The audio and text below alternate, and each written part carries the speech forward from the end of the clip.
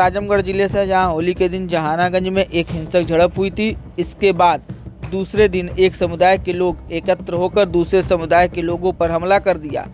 इससे कई लोग घायल हो गए थे। घटना के बाद मौके पर पीएससी व पुलिस बल तैनात रही। सीओ सदर भी मौके पर पहुंचकर घटना का निरीक्षण किए। वहीं पुलिस पर एक तरफा कार्रवाई करने का आरोप लगाते हुए रविवार को थाने का घेराव कर दिया। जहानागंज थाना क्षेत्र के बढ़लगंज गांव में 14 मार्च को होली मनाई जा रही थी। इसी दौरान दो समुदाय के बीच झड़प हुई।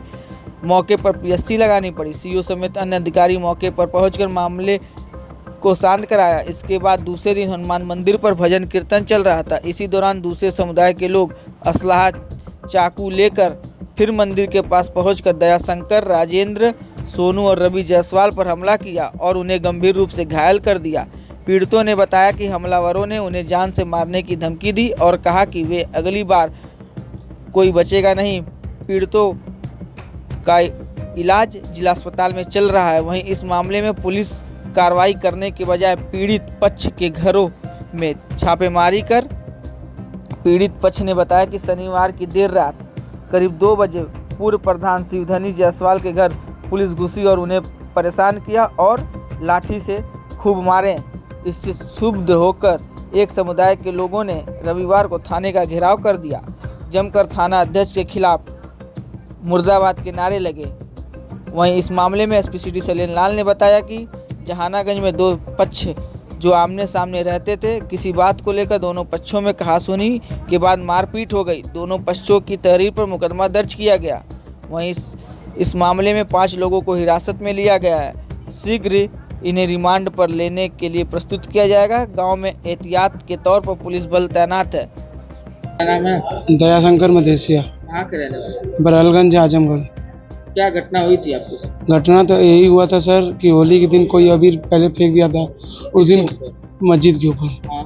वो मामला क्लीन हो गया था सर। उसके बाद मेरे भाई जा रहे थे तो कल मजा ले रहे थे कि तो उनके हम जेल में बंद करवा देनी, जेल में बंद करवा देनी। कौन बोलता? वो महबूब आलम का लड़का नफीद अहमद, महबूब आलम कौन है? ग्राम प्रधान।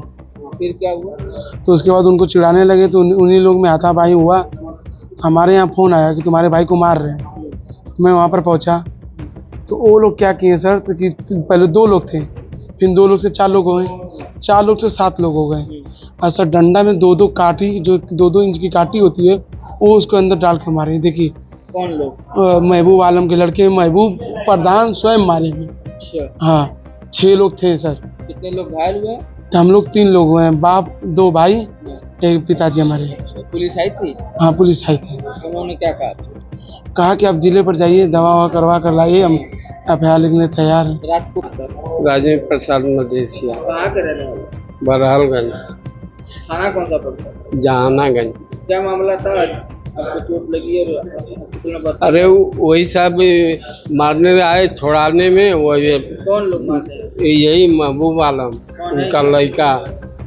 महबूब आलम कौन है? प्रधान। आपके गांव के प्रधान है जी। क्या कारण था कि आपको मारने आए? अब क्या कारण प्रधान सर, वो होली के दिन डीजे बज रहा था सर, जा रहे थे। अब मस्जिद पर कोई का कैसे कह रहे हैं कि रंग फेंक दिए हैं। अब वो जुलूस निकल गया। इसके बाद आए, कोई बुला दिया, आए अपना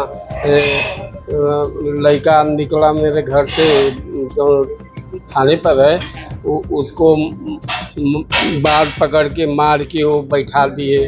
वही प्रधान महबूब आलम। पुलिस आई थी? हाँ पुलिस तो हमको पकड़ के लेके थाने में बैठाए थे। 6 बजे उस दिन हमको छोड़े। आपको? हाँ हमको, हमारे लड़कों को। एक क्या चाहते हैं? क्या चाहते हैं सर, मुकदमा चलेगा और क्या। नेताजी, जहानागंज एसएचओ पर गंभीर आरोप लगे हैं। दबिश के दौरान कुछ लोगों को मारने पीटने का भी मामला सामने आया। क्या है ये पूरा? देखिए, जहानागंज में जब से इनकी तैनाती हुई है, वीरेंद्र कुमार वर्मा हमारे एसएचओ हैं। इनके पहले भी बहुत सारे इंस्पेक्टर आए और गए। नौकरी करना है सबको, सारे लोग कर रहे हैं। लेकिन ये जब से आए हुए हैं तब से विवादित मामला आते जा रहा है। इतना काफी धनुगाही का इनका मामला चल रहा है, इतनी काफी शिकायतें हैं और कहीं न कहीं ये सरकार विरोधी मानसिकता के व्यक्ति हैं और सरकार विरोधी हमेशा कार्य कर रहे हैं। इसी तरह का कल जो है बढ़लगंज में एक छोटा सा विवाद होली के दिन कहासुनी हुई थी, उसको लेकर के कल रात में बजरंगी जायसवाल एक लड़का है सहायक अध्यापक, और एक गौरव जायसवाल क्षेत्र पंचायत सदस्य है, और राजेंद्र मदेसिया, इन लोगों को लेकर के करीब करीब 7 लोग हैं। सबके घरों में जाकर के दरवाजा तोड़ करके महिलाओं के साथ भी बदतमीजी, और इन लोगों को इंस्पेक्टर जहानागंज ने बहुत बुरी तरह मारा पीटा है, जबकि चोटें सारे लोगों के शरीर पर दिखाई दे रही हैं। इंस्पेक्टर बहुत ही घिनौना कृत्य किए हैं। इनको ये किसने पावर दिया है कि नहीं पब्लिक के ऊपर लाठी चलाएंगे, पब्लिक को मारेंगे पीटेंगे? ये कहीं न कहीं सरकार की बदनामी करना चाहते हैं, सरकार को ये बदनाम कर रहे हैं। इनके ऊपर हम पुलिस अधीक्षक महोदय से ये चाहते हैं, डीआई साहब से ये मतलब इनको अवगत कराना चाहते हैं कि इनके ऊपर कठोर कार्रवाई करें।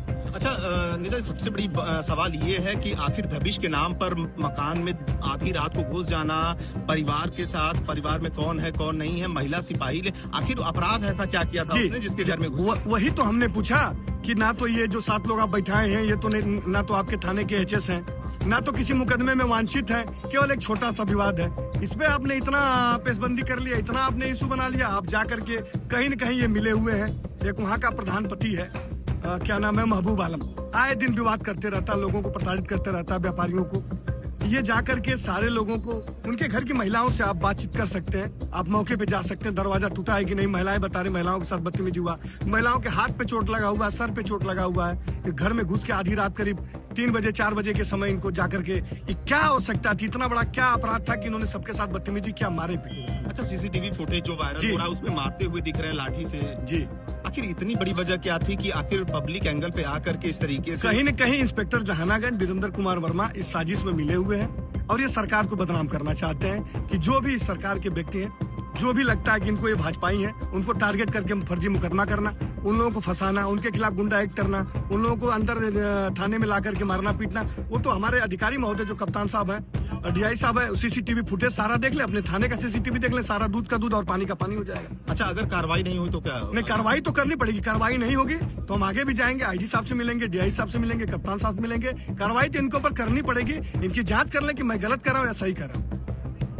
थाना क्षेत्र के बड़ौदागंज में 2 पक्षों में विवाद हुआ है, सब घटना का क्या कारण रहा और क्या अभी तक कार्रवाई की? दोनों पक्ष आमने सामने बगल में रहते हैं। कहासुनी को लेकर दोनों पक्षों के बीच में मारपीट हुई थी। इसमें तहरीर व मेडिकल के आधार पर दोनों पक्षों की ओर से तहरीर मिली थी, उस पर मुकदमा कायम पुलिस के द्वारा कर लिया गया है।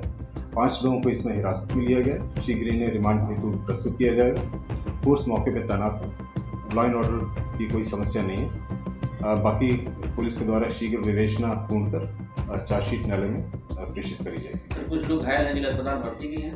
हाँ, इनका मेडिकल कराया गया। मेडिकल बताया कि मेडिकल के आधार पर इनका मुकदमा दर्ज किया गया। सर, आरोप पुलिस पे जाने में थाने पे लग रहा था कि उन्होंने एक पक्षी कार्रवाई की है, हिंदू पक्ष पे कार्रवाई की गई है, और रात के अंधेरे में पीटा भी गया, जिसका सीसीटीवी फुटेज वायरल हो रहा है। नहीं, इस तरह की कोई बात नहीं। अगर कोई सीसीटीवी है उसकी पुलिस के द्वारा जांच करी जाएगी, परंतु जो मेडिकल था दोनों पक्षों को चोट आई थी, उसी के आधार पर पुलिस के द्वारा मुकदमा पंजीकृत किया और जो तहरीर मिली थी उसी के आधार पर पुलिस के द्वारा मुकदमा पंजीकृत किया और निष्पक्ष कार्रवाई पुलिस के द्वारा की जाएगी।